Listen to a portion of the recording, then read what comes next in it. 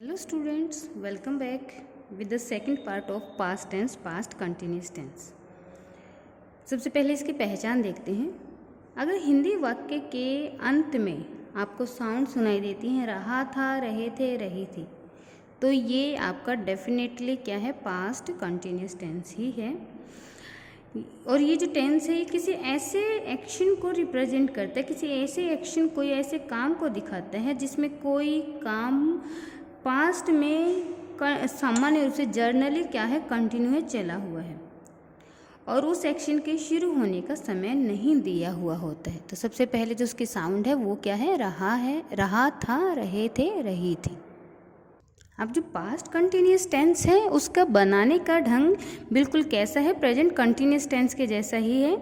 इसमें जो ऑक्सिलरी हमारी होती है बी, उसकी फर्स्ट फॉर्म की बजाय उसकी सेकंड फॉर्म वाज और वर का यूज होता है। बी की फर्स्ट फॉर्म क्या होती है, इज, एम, आर, और इसकी सेकंड फॉर्म क्या हो जाएगी, बी की वाज, वर। तो इसमें बी की फर्स्ट फॉर्म की बजाय बी की सेकंड फॉर्म वाज, वर का यूज कर दिया जाता है और वर्ब की फोर्थ फॉर्म यानी कि वर्ब की फर्स्ट फॉर्म प्लस आईएनजी का ही यूज किया जाता है। सबसे पहले इसके स्ट्रक्चर देखिए, सेंटेंस की फॉर्मेशन कैसे होती है। अफर्मेटिव सेंटेंस अगर हम बना रहे, सबसे पहले सब्जेक्ट आपका ही, शी, इट, यानी कि अगर आपका सब्जेक्ट क्या है, सिंगुलर है, एक वचन में है, तो उसके साथ आप वाज का यूज करेंगे और वर्ब की फोर्थ फॉर्म का यूज करेंगे।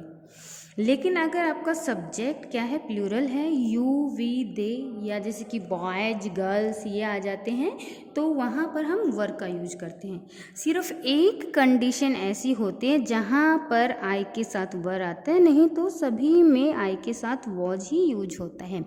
एक कंडीशन वो क्या है, इम्पॉसिबल कंडीशन, यानी कि असंभव अगर शर्त लगा दी जाए, रख दी जाए, तो वहाँ पर हम आई के साथ वर का यूज करते हैं। और उसकी भी स्ट्रक्चर की फॉर्मेशन क्या होता है कि इफ प्लस आई प्लस फिर हम क्या करेंगे, इफ आई वर, अगर कंडीशन लगा दी कि काश मैं होता, if I were uh bird, अगर मैं एक पक्षी होता, जो कि नहीं हो सकता। और इसके लास्ट में क्या होता है, एक्सक्लेमेटरी साइन आता है।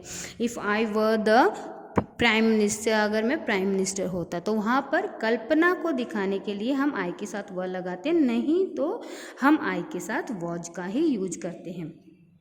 इंट्रोगेटिव सेंटेंस बनाना है, सबसे पहले आप हेल्पिंग वर्ब लगा देंगे। हेल्पिंग वर्ब कौन सी, जो आपकी ऑक्सिलरी है बी, उसकी सेकंड जो फॉर्म है वाज और वर, उनका यूज करेंगे। अब आई, ही, शी, इट, जो सिंगुलर प्रोनाउन है, सिंगुलर नाउन है या प्रोनाउन है, उनके साथ वाज यूज होगा। और जो प्लूरल है यू, वी, दे, उनके साथ वर का यूज होगा। और वर्ब की फोर्थ फॉर्म लास्ट में क्वेश्चन मार्क जरूर पुट करना है। इसके अलावा अगर आपके पास दूसरे वर्ड हैं तो आप अदर वर्ड्स का भी यूज कर सकते हैं। अब पास्ट कंटिन्यूस टेंस के यूजेस देखते हैं कि इनका प्रयोग हम कहाँ कहाँ कर सकते हैं। कि पास्ट में अगर कोई एक्शन हो रहा है और तभी अगर कोई दूसरा एक्शन शुरू हो जाता है, कोई दूसरा एक्शन हो गया, तो जो काम पहले कंटिन्यू था, चल रहा था, उसके लिए हम पास्ट कंटिन्यूस टेंस का यूज करेंगे। और जो काम अभी हो गया है उसके लिए हम पास्ट इंडेफिनिट टेंस का यूज करेंगे। जो उसके बाद हो गया था उस बाद वाले एक्शन के लिए पास्ट इंडेफिनिट टेंस का यूज होगा। इसमें हमें क्या देखना है कि यदि हमारा जो मेन क्लोज है उसमें हम V2 का यूज करते हैं, तो जो सबऑर्डिनेट क्लोज होगा वो उसमें वाइल से अगर वो स्टार्ट है तो हम क्या करेंगे, पास्ट कंटिन्यूस टेंस का यूज जरूर करेंगे।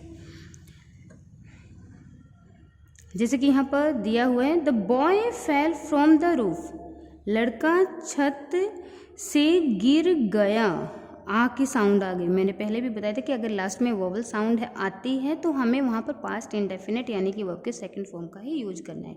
ये हमारा मेन क्लॉज है। V2 आ गई।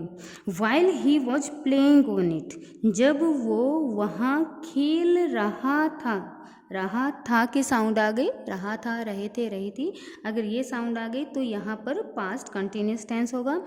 ये देखिए यहाँ पर कैसे कि अगर दो एक्शन हुए, जो लड़का है वो छत के ऊपर खेल रहा था और फिर उसके बाद वो छत से गिर गया, यानी कि ये एक्शन पहले हुआ था और उस टाइम वो कंटिन्यू था, लेकिन उसके सडनली ये दूसरा एक्शन हो जाता है, तो जो दूसरा एक्शन होगा उसके लिए पास्ट इंडेफिनिट, और जो काम पहले कंटिन्यू था उसके लिए हम पास्ट कंटिन्यूस टेंस का ही यूज करेंगे, उसके लिए पास्ट इंडेफिनिट।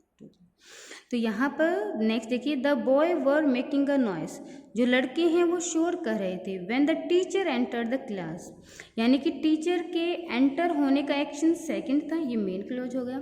और बॉयज जो काम पहले कंटिन्यू था, पहले जो एक्शन चल रहा था, उसके लिए हम पास्ट कंटिन्यूअस टेंस का यूज कर देंगे। इसका एक जो है इंडिकेशन और है, वो क्या है कि अगर इंग्लिश वाक्य में यस्टरडे के बाद हमने पढ़ा था पास्ट इंडेफिनिट टेंस में, वो क्या कह रहे थे कि अगर यस्टरडे आ गया तो कंपल्शन है कि आपको पास्ट इंडेफिनिट टेंस ही लगाना है।